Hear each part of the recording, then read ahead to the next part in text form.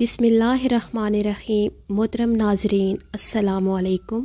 جب نبی کریم صلی اللہ علیہ وآلہ وسلم 12 برس کے ہو گئے تو اپنے چچا ابو طالب کے ساتھ پہلی بار تجارت کی غرض سے شام گئے، لیکن جناب ابو طالب کو اس سفر میں کوئی خاص نفع نہیں ہوا، تو اس لیے انہوں نے اس کے بعد کبھی تجارتی سفر کا ارادہ تک نہ کیا۔ ان کے پاس تھوڑا بہت سرمایہ موجود تھا، بس اسی کے سہارے مکہ کی چار دیواری کے اندر رہ کر ہی گزر بسر کرتے رہے۔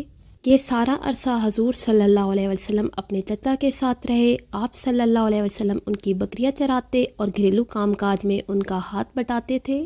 فارغ اوقات میں آپ صلی اللہ علیہ وسلم گلی بازار میں نکل جاتے اور مشہور عرب شاعروں کے کلام سنتے۔ یوں ہی وقت گزرتا گیا۔ حضرت ابو طالب کی گھریلو زندگی مالی پریشانیوں کا شکار رہتی تھی۔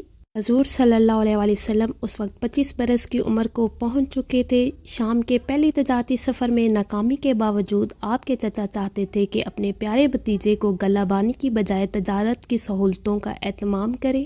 اپنی خواہش کی تکمیل کے لیے آپ مناسب موقعوں کی تلاش میں رہتے تھے۔ انہی دنوں ایک دولت مند اور بلند اخلاق بیوہ خاتون حضرت خدیجہ رضی اللہ تعالی عنہا بھی مکہ میں رہتی تھیں۔ رشتے میں وہ حضور صلی اللہ علیہ وآلہ وسلم کی چچا زاد بہن تھیں۔ ان کے انتہائی پاکیزہ کردار کی وجہ سے لوگ انہیں طاہرہ کے لقب سے یاد کیا کرتے تھے۔ حضرت خدیجہ رضی اللہ تعالی عنہا اپنے تجارتی کاروبار کے سلسلے میں محنتی اور شریف لوگوں سے اجرت پر خدمت لیا کرتی تھیں۔ انہوں نے حضور صلی اللہ علیہ وآلہ وسلم کے اخلاق اور دیانت کے بہت چرچے سن رکھے تھے، چنانچہ انہوں نے آپ صلی اللہ علیہ وآلہ وسلم کی دیانت اور خدمت سے فائدہ اٹھانے کا سوچا۔ حضرت خدیجہ رضی اللہ تعالی عنہا نے آپ صلی اللہ علیہ وآلہ وسلم کو بلا بھیجا اور کہا کہ اگر آپ میرا تجارتی مال لے کر شام جائیں تو میں آپ کو لوگوں سے کہیں زیادہ معاوضہ دوں گی۔ چنانچہ آپ صلی اللہ علیہ وآلہ وسلم نے یہ اچھی کاروباری پیشکش قبول کر لی تو حضرت خدیجہ رضی اللہ تعالی عنہا نے اپنے مال کے ساتھ اپنا ایک غلام جس کا نام میسرہ تھا، ان کو بھی آپ صلی اللہ علیہ وآلہ وسلم کے ساتھ روانہ کر دیا۔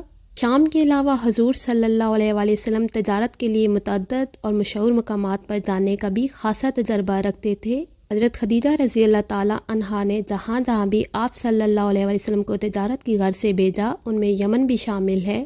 یمن میں آپ صلی اللہ علیہ وآلہ وسلم 2 مرتبہ تشریف لے گئے اور ہر بار واپسی پر حضرت خدیجہ رضی اللہ تعالی عنہا نے آپ کو معاوضے میں ایک اونٹ دیا۔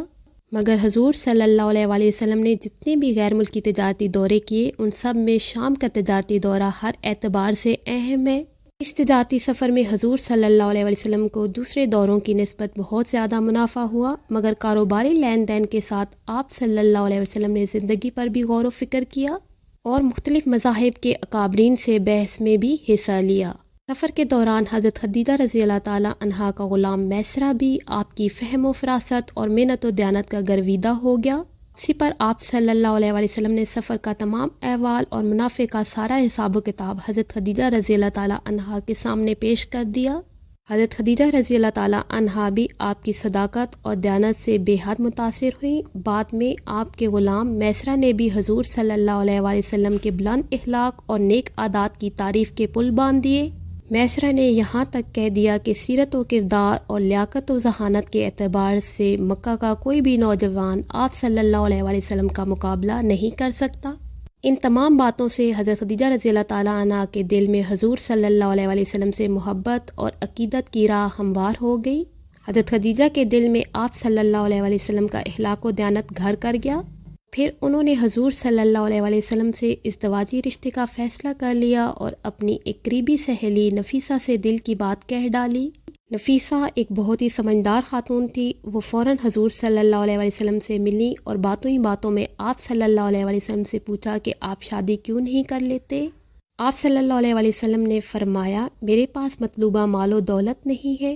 نفیسہ بولی، اگر عرب کی کوئی حسین و جمیل، خوش اخلاق اور اچھے خاندان کی خاتون سے آپ کا رشتہ ہو جائے تو آپ اسے قبول کر لیں گے؟ تو آپ صلی اللہ علیہ وسلم نے دریافت فرمایا کہ آخر ایسی خاتون ہے کون؟ تو نفیسہ نے حضرت خدیجہ رضی اللہ تعالی عنہا کا نام لیا۔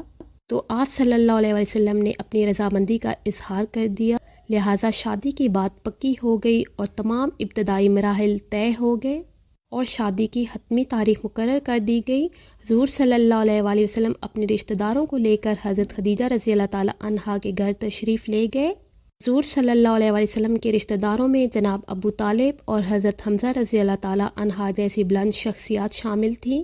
حضرت خدیجہ کے حامی ان کے رشتہ دار اور خاندان پہلے ہی موجود تھا، چنانچہ ایک عظیم نکاح کی پرمسرت تقریبات کا سلسلہ شروع ہوا۔ ابو طالب نے نکاح پڑھا اور حضرت خدیجہ رضی اللہ تعالی عنہا کا حق مہر 20 اونٹ مقرر ہوئے۔ عرب کے دستور کے مطابق حضرت صلی اللہ علیہ وآلہ وسلم نے شادی کے بعد حضرت خدیجہ رضی اللہ تعالی عنہا کے ہاں سکونت اختیار کر لی۔ حضور صلی اللہ علیہ وآلہ وسلم اور حضرت خدیجہ کی عمر میں پورے 15 سال کا فرق تھا۔ دونوں کے معاشی حالات بھی ایک دوسرے سے مختلف تھے، چونکہ سیرت و کردار اور اخلاق میں دونوں بلند مقام حاصل کر چکے تھے۔ ان میں روحانی اور اخلاقی ہم آہنگی کا پائیدار رشتہ موجود تھا، اس لیے مال و منصب اور عمر ان کے تعلقات پر کوئی ناخوشگوار اثرات مرتب نہ کر سکی، اور یہ شادی ہر اعتبار سے ایک مثالی رشتہ ثابت ہوئی۔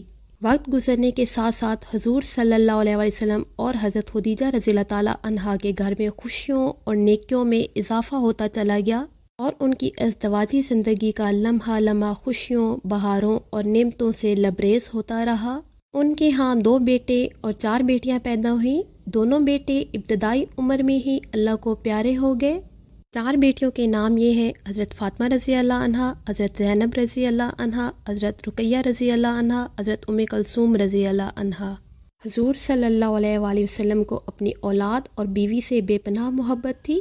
حضرت خدیجہ رضی اللہ تعالیٰ عنہا بھی حضور صلی اللہ علیہ وآلہ وسلم سے لازوال محبت کرتی تھیں۔ حضرت خدیجہ رضی اللہ تعالیٰ عنہا اس خوشگوار شادی کے بعد 25 برس زندہ رہیں اور پھر اس فانی دنیا سے چلی گئیں۔ حضرت خدیجہ کے انتقال کے بعد حضور صلی اللہ علیہ وآلہ وسلم انہیں محبت اور احترام سے یاد کیا کرتے تھے۔ ان کی وفات کے کافی عرصے بعد حضور صلی اللہ علیہ وآلہ وسلم نے آپ کو سلام عقیدت پیش کرتے ہوئے فرمایا کہ وہ ایک مثالی بیوی تھی۔ انہوں نے اس وقت اسلام قبول کیا جب سارا عرب کافر تھا۔ انہوں نے اپنی ساری دولت مجھ پر نچھاور کر دی۔ حضور صلی اللہ علیہ وآلہ وسلم حضرت خدیجہ کے عزیز و اقارب سے بھی ہمیشہ کمال حسن سلوک سے پیش آتے تھے، چنانچہ جب بھی ان کی وفات کے بعد ان کے عزیز رشتہ دار یا کوئی سہیلی آپ صلی اللہ علیہ وآلہ وسلم کی خدمت میں حاضر ہوتی تو آپ صلی اللہ علیہ وآلہ وسلم احترام سے پیش آتے۔ ناظرین، یہ تھی آج کی ویڈیو۔ اگر ویڈیو اچھی لگے تو چینل کو سبسکرائب کر دیں۔ ملتے ہیں اگلی ویڈیو میں، تب تک کے لیے اللہ حافظ۔